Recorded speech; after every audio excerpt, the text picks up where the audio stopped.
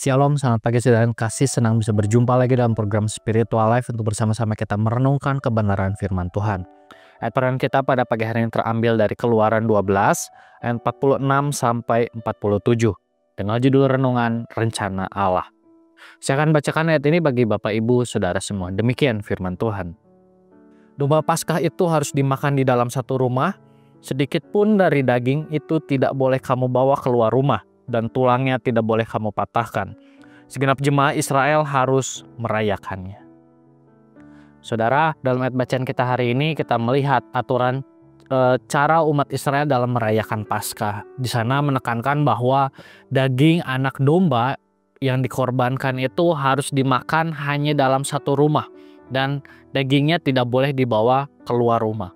Dan tidak ada satupun tulang dari domba yang dikorbankan itu boleh dipatahkan. Seluruh bangsa Israel diminta untuk merayakan Paskah sebagai peringatan akan pembebasan dari perbudakan Mesir. Saudara, melihat ini kita akan menyoroti bagian mengenai tulang dari domba Paskah yang tidak boleh dipatahkan. Hal ini merupakan sebuah nubuatan dari Kristus sebagai anak domba Allah yang dikorbankan untuk menebus umat manusia. Apa yang dijelaskan dalam ayat ini tergenapi di dalam Yohanes 19 ayat 33. Di sana dikatakan bahwa ketika para prajurit melihat Yesus sudah mati, mereka tidak mematahkan kakinya.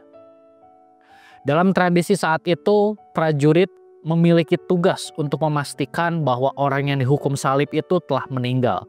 Dan cara yang digunakan untuk memastikan yaitu dengan cara mematahkan kaki orang yang disalib.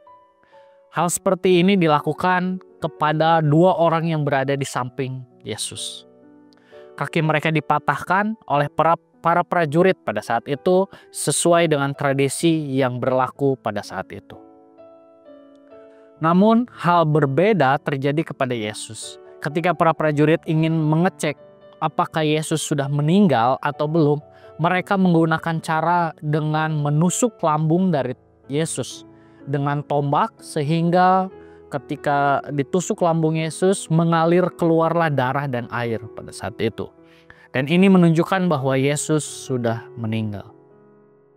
Saudara, melalui renungan hari ini kita melihat bagaimana rencana Allah yang presisi sesuai dengan apa yang dinubuatkannya. Melalui simbol domba Paskah, ia telah menubuatkan rencananya yang akan terjadi pada masa yang akan datang. Dalam kurun waktu yang begitu panjang, apa yang terjadi benar-benar sesuai dengan apa yang dikatakannya, tidak ada yang keliru. Saudara, sebagai orang percaya kita sudah melihat bagaimana Allah begitu rinci dalam menyatakan perkataannya dan pasti terjadi apa yang dikatakannya. Oleh karena itu, saat ini sebagai orang percaya, marilah kita terus percaya kepada Allah dan kepada setiap janji-janjinya. Saudara, marilah kita mengambil waktu sejenak untuk merenungkan firman yang baru saja kita dengar. Saudara, sudahkah kita selalu percaya kepada Allah dan janji-janjinya? Saudara, kita sudah melihat bagaimana Allah menepati rencananya sesuai dengan apa yang Ia katakan.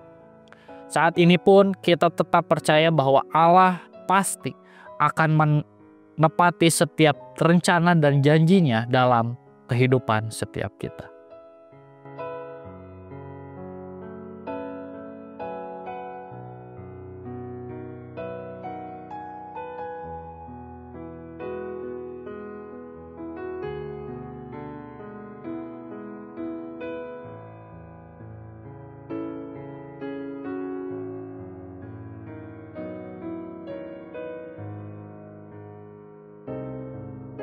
Demikian renungan kita pada pagi hari ini. Mari kita akan tutup di dalam doa. Mari kita berdoa. Tuhan, terima kasih buat kesempatan yang Tuhan berikan pada setiap kami untuk kami kembali merenungkan firman pada pagi hari ini. Terima kasih Tuhan memberikan satu hari yang baru kepada kami untuk kami lalui hari ini. Dan kami bersyukur juga pada pagi hari ini kami dapat kembali membaca firman Tuhan, merenungkannya dalam pagi hari ini sebelum kami melakukan aktivitas kami. Juga bersyukur buat pesan firman Tuhan yang datang pada setiap kami pada pagi hari ini, yang menguatkan kami kembali, meneguhkan iman kami di dalam Tuhan, di dalam setiap rencanamu dalam kehidupan kami, setiap janji-janjimu di dalam kebenaran firman Tuhan itu pasti akan tergenapi dalam setiap kehidupan kami. Tuhan, kami berdoa menyerahkan setiap hal yang akan kami lakukan hari ini. Biarlah Tuhan juga bercampur di dalam segala hal yang kami lakukan, sehingga setiap hal yang kami lakukan sungguh-sungguh mempermuliakan nama-Mu saja Tuhan. Terima kasih Tuhan, hanya di dalam nama-Mu kami sudah berucap syukur. Haleluya, amin. Demikian renungan kita pada pagi hari ini. Selamat pagi, selamat beraktivitas. Tuhan Yesus memberkati.